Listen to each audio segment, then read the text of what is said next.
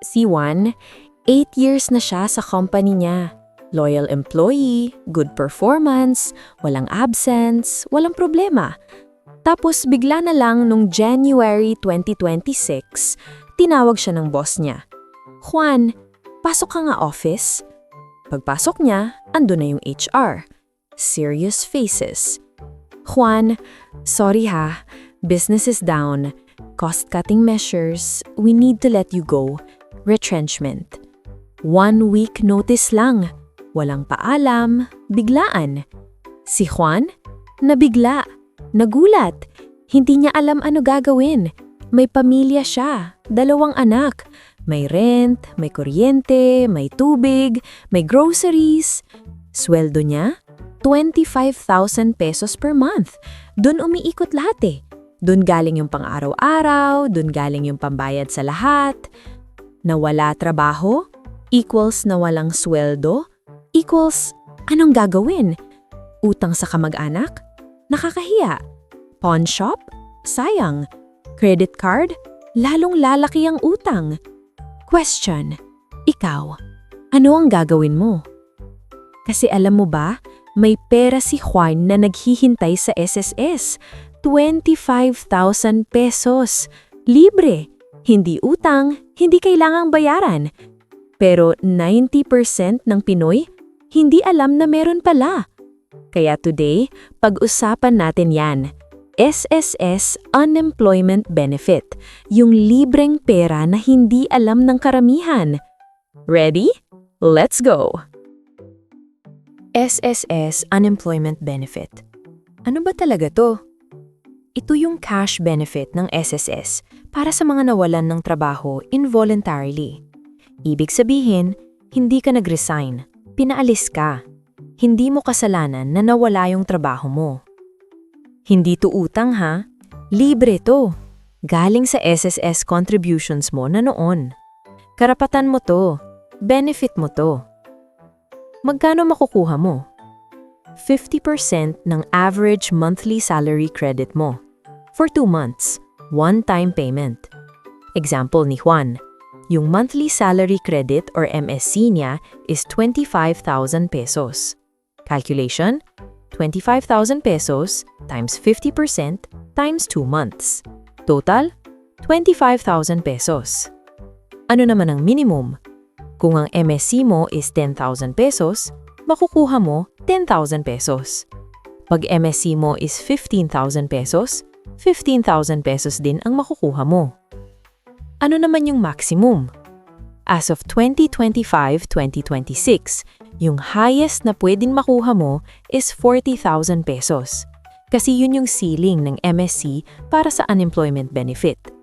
So ang range is 10,000 pesos to 40,000 pesos, depende sa MSC mo. Malaki yan ah. Pambili na yan ng groceries for 2 months, pangbayad na ng bills, pangsustento yan habang naghahanap ka ng bagong trabaho. Breathing room yan para hindi ka magpanik na mag-apply sa kahit saan na lang. Pero bakit hindi alam ng karamihan? Kasi hindi pinopromote ng SSS. Walang ads, walang poster sa branches, wala sa news. Kaya kung hindi ka magre-research o kung walang magsasabi sa'yo, hindi mo malalaman. Akala ng karamihan, SSS equals pensyon lang pag matanda ka na. O kaya loan. Yun lang. Hindi nila alam may ganito pala. May safety net pala pag nawalan ka ng trabaho. Pero andyan yan. Available yan. Since 2019 pa yan.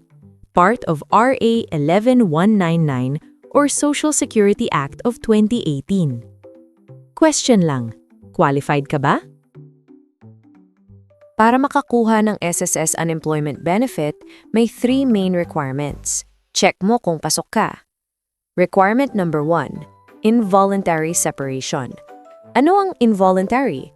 Ibig sabihin hindi ikaw yung nag-decide na umalis. Pinaalis ka, o kaya pinilit ng circumstances.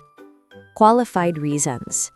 Retrenchment or downsizing, kasi nalugi yung company kaya nag-lay off.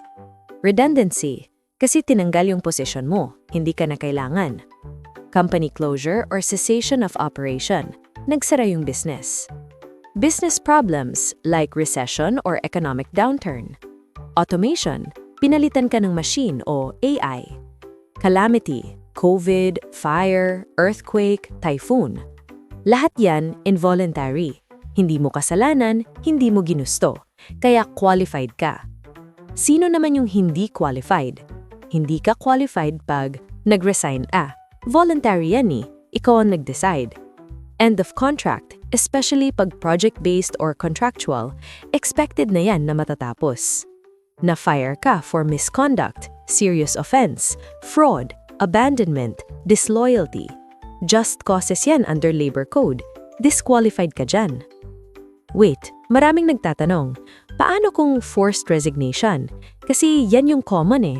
Boss says, resign ka na lang para may separation pay ka. Pero ang totoo, pinaalis ka lang talaga. Hindi ka nag-resign.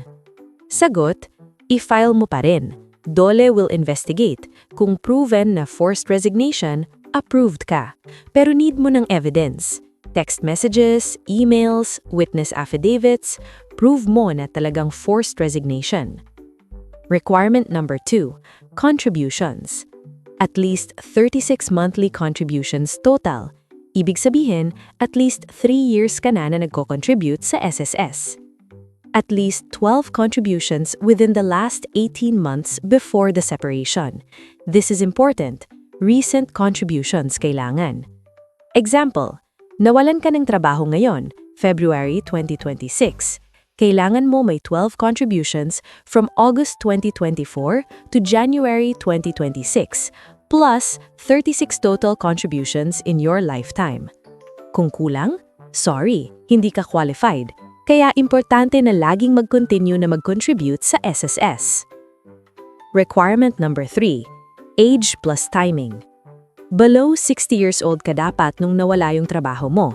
Exception, minors. 50 years old ang cut-off. Racehorse jockeys, 55 years old. File within 1 year from date of separation. Pag lumagpas na ng 1 year, expired na. Sayang. No claim in the last 3 years. Once every 3 years lang pwede. So kung nag-claim ka na before, kailangan 3 years muna bago ka ulit pwedeng mag-claim. Yan, 3 requirements. Age, contributions, involuntary separation. Check mo ngayon, pasok ka ba? Pag pasok ka, eto na yung step-by-step kung paano mo kukunin. Okay, qualified ka na. Paano mo makukuha yung pera? 3 steps lang. Simple lang actually. Kailangan mo lang sundin yung process. Step number 1. Apply ka sa SSS online. Pumunta ka sa my.sss account mo. Log in ka. Kung wala ka pang account, register ka muna. Easy lang yan. Pag naka-login ka na, click mo yung e-services. Tapos, click benefits. Tapos, click unemployment benefit. Lalabas yung form. Fill out mo yung form. Date of separation, kailan ka nawalan ng trabaho. Reason for separation, ano nangyari? Retrenchment ba? Closure ba? Company name, ano yung company? SSS employer number. Last day of work. After nun, kailangan mo mag-enroll ng disbursement account. Saan mo gusto dumating yung pera? Yung UMID ATM card mo? Or bank account mo like Union Bank, or e-wallet mo like GCash or Maya na enrolled sa SSS. I-submit mo. After submit, makakakuha ka ng transaction number. Then, papadalhan ka ng email. I-save mo yan. Kailangan mo yan sa next step. Step number 2. Get DOLE certification. Ito yung kailangan mo. Electronic Certificate of Involuntary Separation from DOLE, Department of Labor and Employment. Importante ha, kailangan mo yung transaction number from step 1 kasi yan yung reference mo. Pumunta ka sa DOLE Regional Office website mo. Kung NCR ka, clients.ncr.dole.gov.ph. Kung ibang region, Google mo na lang yung DOLE plus region name plus Certificate Involuntary Separation. Click mo yung Request for Certificate of Involuntary Separation for SSS. I-submit mo yung requirements. SSS transaction number mo. Notice of termination from employer, yung papel na binigay sa'yo na terminated ka. Or kung walang notice, notarized affidavit of termination. Ipagawa mo lang yan, pa-notarize mo with valid ID mo. Submit. Makakakuha ka ng tracking number. Track mo yung status online. Usually, 7 to 15 working days processing time ng DOLE. Pag approved na, DOLE will electronically send the certification to SSS. Automatic yan. Hindi ka na kailangang kumuha ng papel. Digital lahat. Step number 3. Wait for SSS approval. SSS receives yung DOLE certification. SSS validates lahat ng requirements. Yung age mo, contributions mo, yung involuntary separation mo, lahat i-check nila. Processing time, 5 to 10 working days after na makuha nila yung DOLE certificate. Mabilis na yan ngayong 2026, streamlined na. Approved ka na? Tatanggap ka ng email or SMS notification. Your unemployment benefit claim has been approved. Yung pera, iki-credit sa disbursement account mo. One-time lump sum payment, hindi monthly, isang bagsakan lang. Total time from application to pera sa account mo, 2 to 4 weeks average. Kung complete yung documents mo, kung walang issue, 3 weeks lang, makukuha mo na. Yan, 3 steps. SSS application, DOLE certification, SSS approval, tapos pera na. Pero maraming nagtatanong specific scenarios, kaya ito yung common questions. Scenario number 1. Nag-resign ako pero forced naman talaga. Pwede ba? Sagot. I-file mo pa rin. DOLE will investigate kung totoo bang forced.